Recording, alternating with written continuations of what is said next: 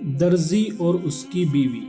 حضرت عیسیٰ علیہ السلام کے زمانے میں ایک نوجوان درزی جس کی بیوی ایک نہایت خوبصورت اور حسین عورت تھی، ان دونوں میں کمال درجے کی الفت و محبت اور پیار تھا۔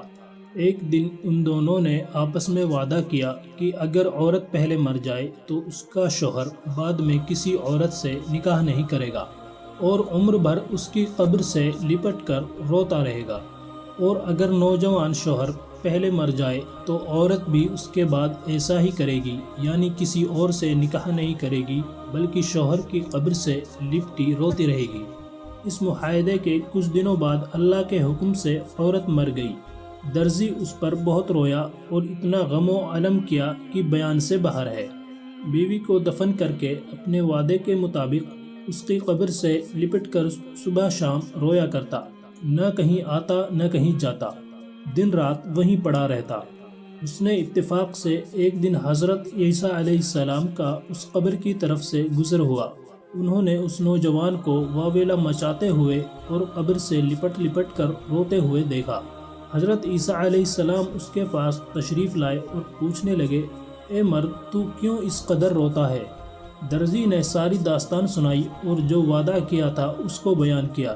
حضرت عیسیٰ علیہ السلام نے خدا سے دعا کی کہ اس نوجوان کی بیوی زندہ ہو جائے۔ آپ کی دعا قبول ہوئی اور وہ فوراً زندہ ہو کر کفن پہنے قبر سے باہر نکل آئی۔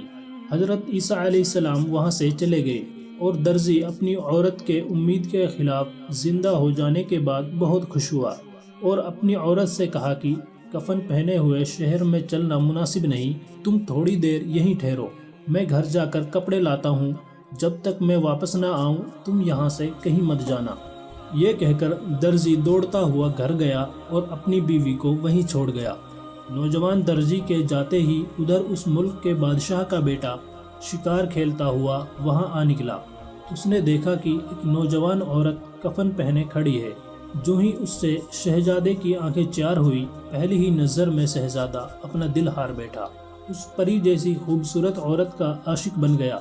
شہزادے نے قریب آ کر اس سے پوچھا، اے عورت، تو کون ہے اور یہ کیا حال بنا رکھا ہے؟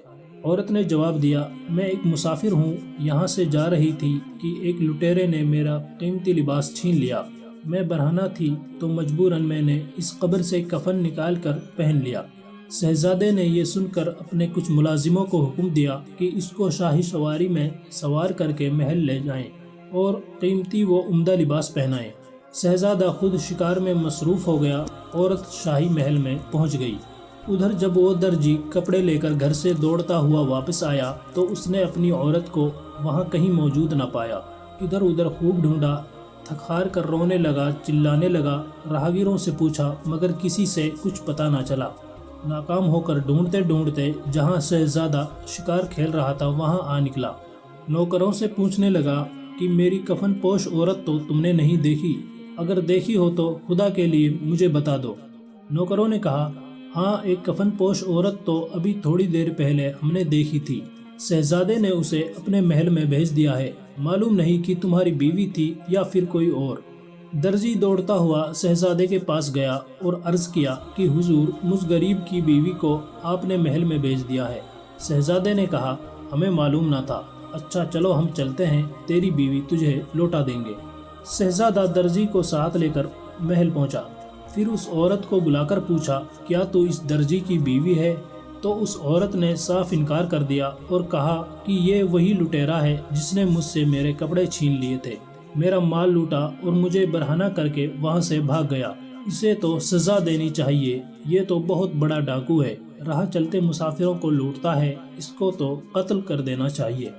شہزادے نے یہ سب سنا تو خادموں کو حکم دیا کہ اس درزی کے ہاتھ پیٹھ پیچھے باندھ کر اسے کوڑے لگائے جائیں۔ نوکروں نے حکم پاتے ہی اس کے ہاتھ پیروں کو خوب اچھی طرح باندھ دیا اور باہر بیچ چوراہے پر لے جا کر کوڑے برسانے لگے۔ درزی چیختا چلاتا مگر کوئی اس پر رحم نہ کھاتا تھا۔ اسی بیچ حضرت عیسیٰ علیہ السلام وہاں تشریف لائے اور اس کو چھڑا کر شہزادے کے پاس لے گئے۔